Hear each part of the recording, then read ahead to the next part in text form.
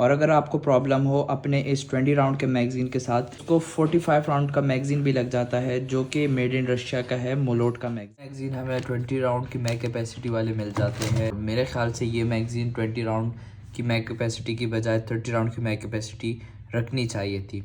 और ये राइफ़ल 4 या 2 मैगज़ीन के साथ आती है और इसका जो सबसे बड़ा साइड इफ़ेक्ट है वो ये है कि इसकी जो राउंड कैपेसिटी है वो सिर्फ़ और सिर्फ 20 राउंड्स है, जो कि मेरे ख़्याल से काफ़ी कम है। इसको 45 राउंड का मैगज़ीन भी लग जाता है जो कि मेड इन रशिया का है, मोलोट का मैगज़ीन है ये। एज़ ऑलवेज़ नोरिनको चाइना जो है अपने जितने भी प्रोडक्ट्स हैं उन सबको सील पैक ऑयल में जो है पैक करके बेचते हैं, जस्ट लाइक ओल्ड CF98 अब तक जितने भी आ रहे हैं सब ऑयल के अंदर सील पैक होके आते हैं। उसी तरह इसके मैगजीन्स, इसकी राइफ़ल सब ऑयल से सील पैक होके आते हैं। इसके यूज़र मैनुअल के अंदर जो नोरिनको LR3 के रिगार्डिंग जो भी इसके फंक्शंस हैं, इसके जो स्पेसिफिकेशन है वो सब इस बुक के अंदर होते हैं, तो काइंडली आप इसको लाजमी रीड कीजिएगा। वही ट्रेडिशनल वुडन बट स्टॉक हमें मिल जाता है और ये राइफ़ल जो है एक फ़िक्स बट स्टॉक के साथ आती है, लेकिन बट स्टॉक हटाकर आप इसकी जगह जो है मैगपुल का फोल्डेबल बट स्टॉक भी लगा सकते हैं, क्योंकि इन्होंने अपनी वही पुरानी AK वाली लेगेसी बरकरार रखनी है। सो उस वजह से इन्होंने हर AK में यही वुडन फर्नीचर का जो है यूज़ किया है। अगर हम इसके आगे के हैंड गार्ड को देखें, बट स्टॉक को देखें, ये सब वुड है। यहाँ पे हमें LR3 इसका जो कैलिबर है 2-3 और यहाँ पे जो इसकी राइफ़ल का एक्शन है वो लिखा हुआ है। उसके अलावा इस राइफ़ल का जो सीरियल नंबर है वो है और जिस ईयर में इसकी प्रोडक्शन हुई है वो लिखा हुआ है यहाँ पे। और CF98 की तरह यहाँ पर भी CN21 PK का इस्तेमाल किया गया है। इसकी जो रेयर साइट है ये एडजस्टेबल है और इसकी जो फ्रंट साइट है ये जो है फिक्स है। इस राइफ़ल का फ़ायदा ये है कि ये इसके जो बैरल एंड है यहाँ पर हमें इसका कंपनी फिटेड कॉम्पनसेटर मिल जाता है, जो कि ऑपोजिट डायरेक्शन में जो है ये खुलता है। और जो है उसके अलावा कॉम्पनसेटर के साथ साथ इसकी जो ये बैरल है ये थ्रेडेड बैरल आती है, तो अपने कॉम्पनसेटर के साथ साथ ये भी यहाँ से रिमूव हो जाता है। जो इसका यहाँ पे श्राउड लगा हुआ है ये यहाँ से रिमूव होके इसकी बैरल लेंथ और भी छोटी हो जाती है और ये जो इसका कॉम्पनसेटर है ये यहाँ पर आ जाता है। और इसके थ्रेडेड बैरल होने का फ़ायदा ये है कि इसके ऊपर हम कोई सा भी मजल ब्रेक, कॉम्पनसेटर वगैरह किसी और राइफ़ल का इजीली लगा सकते हैं। सेफ्टी सेलेक्टर के इस पे यहाँ पे 2 ऑप्शन आ जाते हैं, सेफ्टी और फायर। इसको आप जैसे ही नीचे पे करेंगे ये फायर पोजीशन में चला जाएगा, ऊपर की तरफ करेंगे तो ये सेफ्टी पोजीशन में चला जाएगा। AK पेडल मैग रिलीज़ हमें मिल जाता है, जिसको हमने यहाँ से आगे की तरफ प्रेस करना है और मैग। ज़्यादातर लोगों को इसका जो वुडन फर्नीचर है वो पसंद नहीं आता, तो ये वुडन फर्नीचर जो है इसका चेंज भी हो जाता है। मार्केट से आपको 10 से 12 हज़ार रुपये का एक नया वुडन फर्नीचर मिलता है, जो कि आप अपने कलर के हिसाब से इस पर लगा सकते हैं।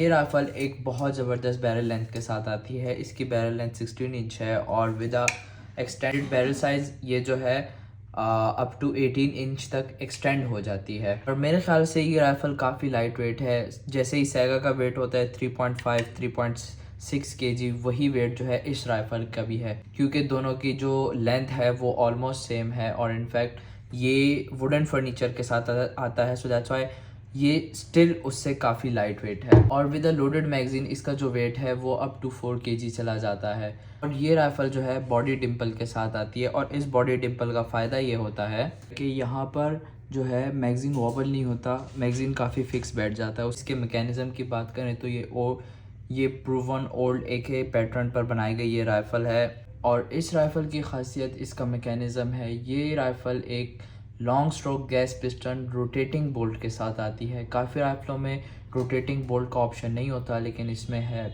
और रोटेटिंग बोल्ट होने के साथ साथ ये एक हैमर फाइट सेमी मैकेनिज़्म के साथ ये राइफ़ल आती है, जो कि सिंगल फायर शूट करती है। एक ही राइफ़ल की तरह इसका मैकेनिज़्म, इसका ऑपरेशन सब कुछ काफ़ी इजी है।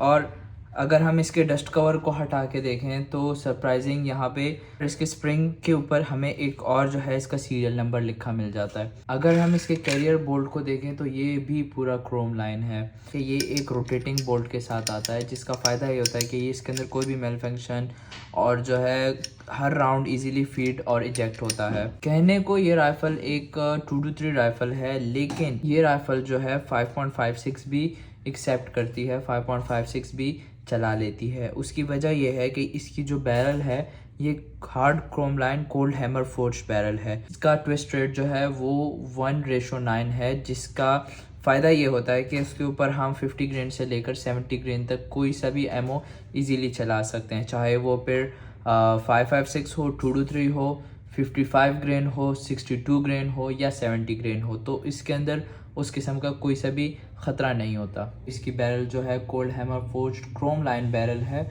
और इसको जंग वगैरह लगने का ख़तरा भी नहीं होता। वह ये एक सिंगल बॉडी राइफ़ल है, सो दैट्स वाई इसका वेट उतना ज़्यादा नहीं है जैसे कि बाकी डबल बॉडी राइफ़ल्स का होता है। फॉर एग्जांपल मुलोट हो गई या ओल्ड AK चाइनीज़ हो गई। हमेशा की तरह AK का जो ऑपरेशन होता है, AK का असेंबल डिसअसेंबल करना, वो भी काफ़ी ईजी होता है। इस राइफ़ल में सबसे अट्रैक्टिव चीज़ इसका मैकेनिज़्म, इसके एर्गोनॉमिक्स, इसके लुक्स जो कि काफ़ी सिमिलर है ओल्ड चाइनीज़ AK की तरह, और सबसे बड़ी इसकी खासियत इसकी प्राइस है।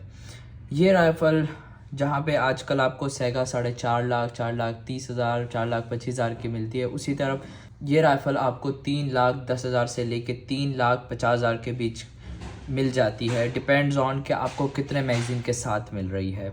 नोरिनको कंपनी की है, तो नोरिनको के जितने भी फायर आर्म्स है, फॉर एग्जांपल उसके पिस्टल हो गए, राइफ़ल हो गए या उसके जो है बुल पप्स हो गए, सब जो है टोटली वर्थ इट है और उसके अंदर जो है आज तक कोई से भी malfunction. So in my opinion I would say कि ये राइफ़ल अपने प्राइस टैग के लिहाज से काफ़ी वर्थ इट है और आपको लाजमी इस राइफ़ल की तरफ आना चाहिए। और पहले जिनका बजट होता था वो उस प्राइस के अंदर लेते थे सेगा 223 वगैरह। फिर उस बजट के अंदर आपको दो ही ऑप्शन मिलते हैं, एक तो तुर्किश राइफ़ल्स और या एक ये ट्रेडिशनल AK 223 जो कि चाइना के अंदर बनाई गई है। तो अगर आपका 3,10,000 रुपये का बजट हो तो क्या आप LR 223 की तरफ आना चाहेंगे या किसी तुर्किश AR-15 की तरफ जाना चाहेंगे? बज़ाहिर तो ये राइफ़ल 223 है, लेकिन ये बोथ 223 और 5.56 दोनों एमओ चला सकती है और इसकी जो बैरल लेंथ है वो एक काफ़ी स्टैंडर्ड बैरल लेंथ है, जिसके लिहाज से इसका जो है रिकॉइल भी काफ़ी मैनेज रहेगा और अपने इस कॉम्पनसेटर की वजह से इसका रिकॉइल भी काफ़ी रिड्यूस हो जाता है और ये काफ़ी ज़बरदस्त शूट करेगी। क्वालिटी वाइज इस राइफ़ल के ऊपर कोई शक व शुबात नहीं है और पाकिस्तान में अगर आप अपने गार्ड को राइफ़ल देना चाहते हैं या अपने किसी रफ़ यूज़ के लिए यूज़ करना चाहते हैं तो पैसों के लिहाज से सबसे टोटली वर्थ इट यही राइफ़ल है, क्योंकि एक तो ये फुल मेटल बॉडी के अंदर है, सेकंड ये ओल्ड ट्रेडिशनल AK की जो है लुक्स प्रोवाइड करती है जो कि पाकिस्तान में हमेशा फर्स्ट डिमांड रहती है। सो दैट्स वाई ये जो है टोटली वर्थ इट है और आप इसको जो है अपने रफ़ यूज़ और गार्ड के लिए और बाकी हंटिंग पर्पस के लिए भी इसको यूज़ कर सकते हैं। ज़्यादातर यूट्यूबर्स आपको ये बात नहीं बताएंगे, लेकिन जो LR3 आगे से थ्रेड बेल्ट के साथ आती है वो जो है LR3S कहलाती है और ये एक नॉर्मल LR3 नहीं है, ये LR3S है। सो दैट्स वाई ये जो है उसका अपग्रेडेड वर्जन है।